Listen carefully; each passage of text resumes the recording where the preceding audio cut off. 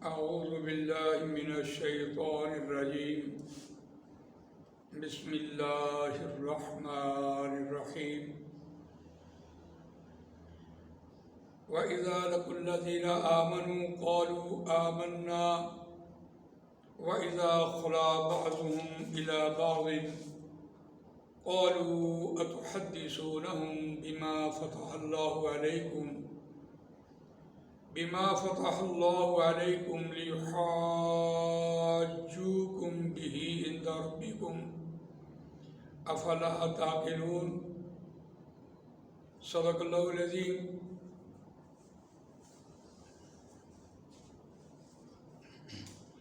رب اشرح لي صدري ويسر لي أمري واحلل عقدة من لساني يفقهوا قولي. اللهم أرنا الحق حقا وارزقنا اتباعه وأرنا الباطل باطلا وارزقنا اجتنابه. آمین یا رب العالمین. سورہ بقرہ آیت نمبر 76 آپ کے سامنے تلاوت کی ہے. روان ترجمہ سنیے.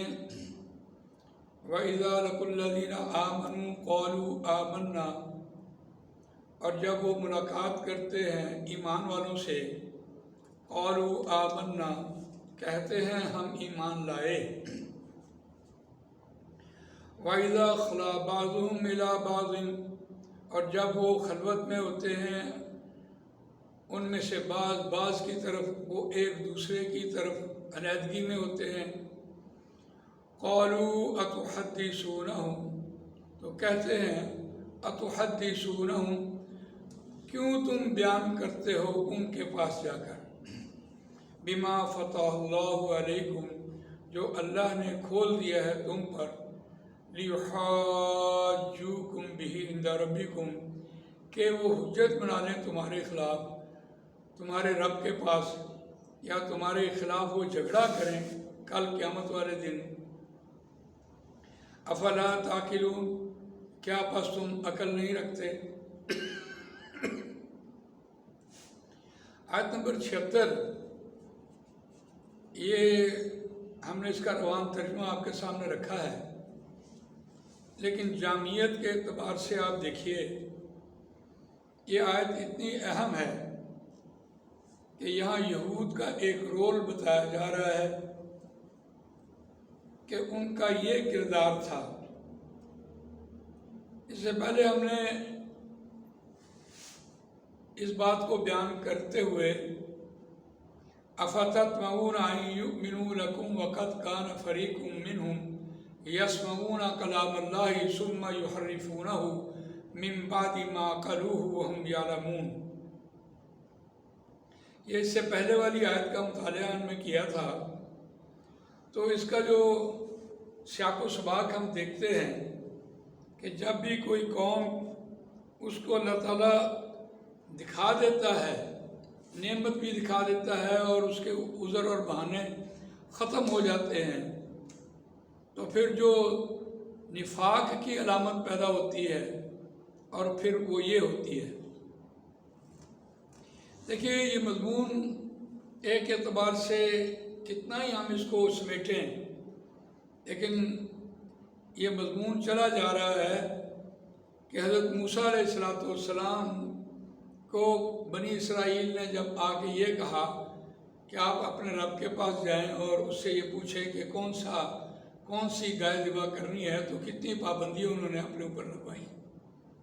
لیکن بالآخر جب انہوں نے گائے کو ذبح کر لیا اور گائے کا ایک ٹکڑا اس مردے کو مارا گیا، وہ مردہ زندہ ہوا اور اپنے قاتل کا اسے نام بتا دیا، تو اب انہوں نے بنی اسرائیل کو اس بات کا اب کوئی بہانہ نہ رہا کہ اگر ہم اسی وقت کہا مان لیتے تو ہم اپنے اوپر اتنی پابندیوں میں نہ لگواتے، اور نہ ہماری جو میت تھی وہ اتنا بو چھوڑتی، اور نہ ہم آپس میں لڑتے.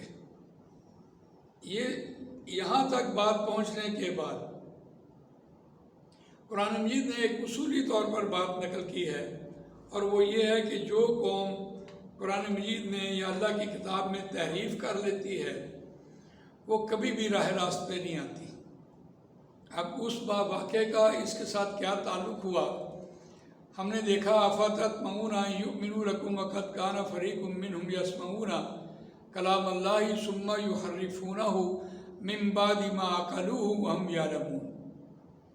اب اس کے پیچھے پورا شان نزول یہ ہے کہ یہودی 3 قبیلے مدینہ کے پاس آ کر آباد ہو گئے، چونکہ وہ اہل کتاب تھے اور انہوں نے نبی اکرم صلی اللہ علیہ وسلم کے بارے میں ساری خبریں دی ہوئی تھیں۔ تو مدینہ سے کچھ لوگ حج کرنے کے لیے آئے تو وہاں آ کے دیکھا کہ نبی اکرم صلی اللہ علیہ وسلم نے اپنی نبوت کا اعلان کر دیا ہے۔ یہاں سے وہ بیعت ہو کر چلے گئے، مسلمان ہو کر چلے گئے۔ تو جب مدینہ واپس پہنچے تو ظاہر بات ہے یہ آج کا دور تھوڑی ہے، اس وقت کی بات ہے، مہینوں لگتے ہوں گے سفر میں، اور جو لوگ یہاں سے حج کر کے گئے لوگ ان کو آ کر ملتے اور ان کی زیارت کرتے، یہاں تک کہ یہودی قبائل جو تھے بنو قینقاع، بنو نذیر اور بنو قریظہ، ان میں سے بھی لوگ آتے رہے۔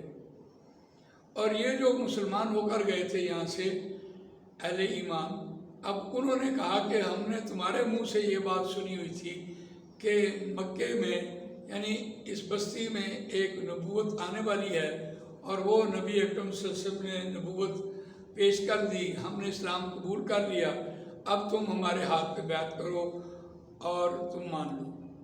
اور تم ایک یہودیوں کا ایک گروہ آتا اور وہ ان سے بات سن کے جاتا، اور یہ اہل ایمان ان سے کہتے کہ تم نے تمہاری کتاب میں یہ بات لکھی ہوئی تھی، اور پہلے یہ بات منواتے تو پھر ان سے کہتے تم ایمان لاؤ۔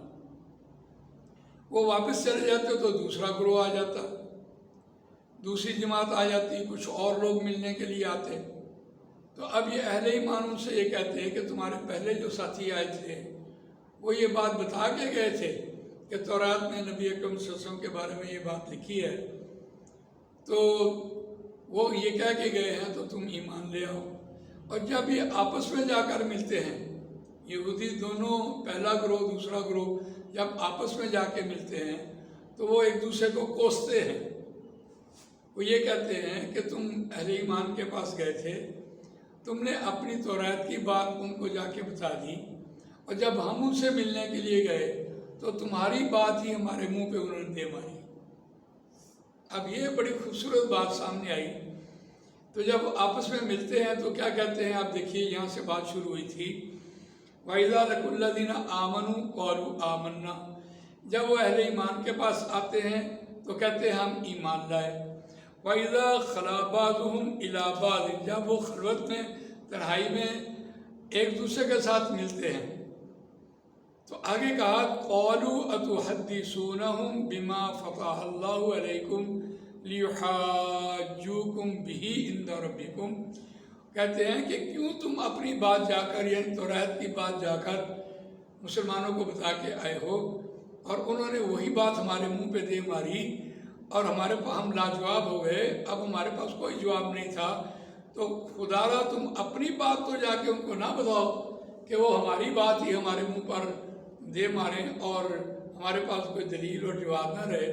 تو یہی، اب اگر ہمارے پاس دلیل اور جواب نہیں ہے تو کل قیامت والے دن اللہ کے حضور جب یہ ہوں گے تو اس وقت پھر ہم کیا اللہ کے حضور پیش کریں گے؟ کتنی خوبصورت بات آئی ہے، قَالُوا أَتُحَدِّثُونَهُمْ بِمَا فَتَحَ اللَّهُ عَلَيْكُمْ لِيُحَاجُّوكُمْ بِهِ عِندَ رَبِّكُمْ۔